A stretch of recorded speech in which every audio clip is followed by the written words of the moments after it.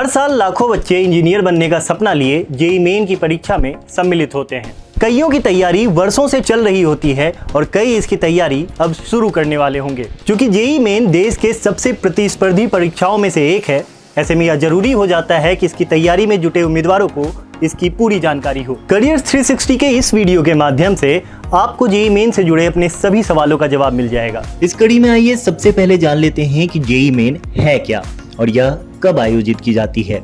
राष्ट्रीय स्तर की परीक्षा जेईई मेन यानी ज्वाइंट एंट्रेंस एग्जामिनेशन मेन का आयोजन आमतौर पर 2 सेशन में किया जाता है।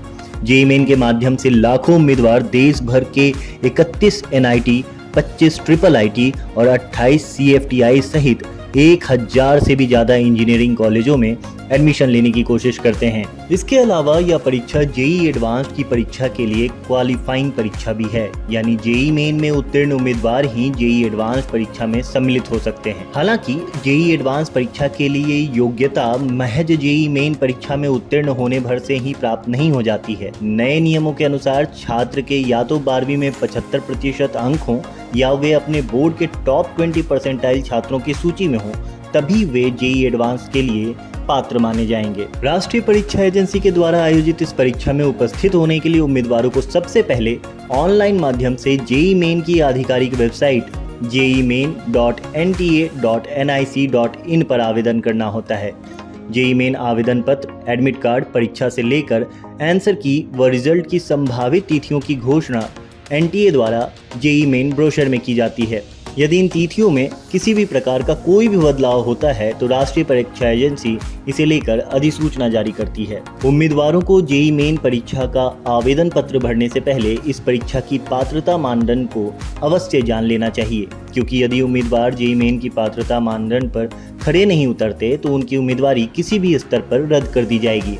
जेईई मेन परीक्षा में सम्मिलित होने वाले उम्मीदवारों के लिए एनटीए ने कोई भी उम्र सीमा तय नहीं की है। हालांकि छात्रों को परीक्षा वर्ष से पिछले 2 वर्षों के अंदर 10+2 या इसके समकक्ष की परीक्षा में अनिवार्य विषयों के रूप में गणित, भौतिकी और रसायन विज्ञान के साथ साथ न्यूनतम 5 विषयों के साथ उत्तीर्ण होना चाहिए, जिसमें एक भाषा के साथ साथ एक व्यावसायिक विषय का भी अध्ययन किया गया हो।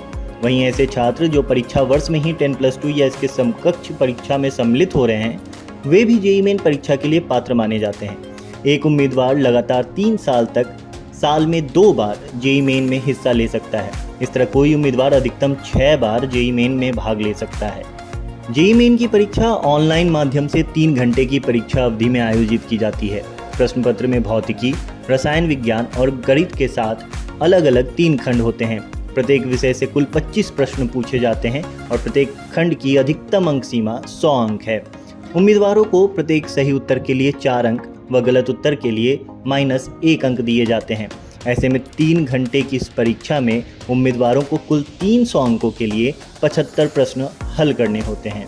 चूँकि जेईई मेन का आयोजन बीटेक के साथ साथ बी आर्क और बी प्लानिंग के लिए भी किया जाता है, ऐसे में पेपर 1 और 2 के लिए जेईई मेन सिलेबस भी संबंधित विषयों के लिए भिन्न होता है। बी या बीटेक के लिए जेईई मेन के सिलेबस को 3 भागों में बांटा गया है: फिजिक्स, केमिस्ट्री और मैथमेटिक्स। वहीं बी आर्क और बी प्लानिंग के लिए जेईई मेन सिलेबस को गणित, एप्टीट्यूड, ड्राइंग या प्लानिंग में विभाजित किया गया है। जेईई मेन सिलेबस के बारे में विस्तृत जानकारी प्राप्त करने के लिए आप इस वीडियो के डिस्क्रिप्शन में दिए गए लिंक पर क्लिक कर सकते हैं। जेईई मेन परीक्षा के बाद जेईई मेन रिजल्ट जारी किया जाता है, जिसमें उत्तीर्ण छात्रों को जेईई मेन काउंसलिंग के लिए बुलाया जाता है, जहां उम्मीदवारों को उनकी रैंक के अनुसार कॉलेज आवंटित किए जाते हैं। हम उम्मीद करते हैं कि जेईई मेन की इस वीडियो के माध्यम से आपकी सभी शंकाओं का समाधान हो गया होगा। जेईई मेन से जुड़ी अधिक जानकारी के लिए आप इस वीडियो के डिस्क्रिप्शन में दिए गए लिंक पर क्लिक कर सकते हैं। धन्यवाद।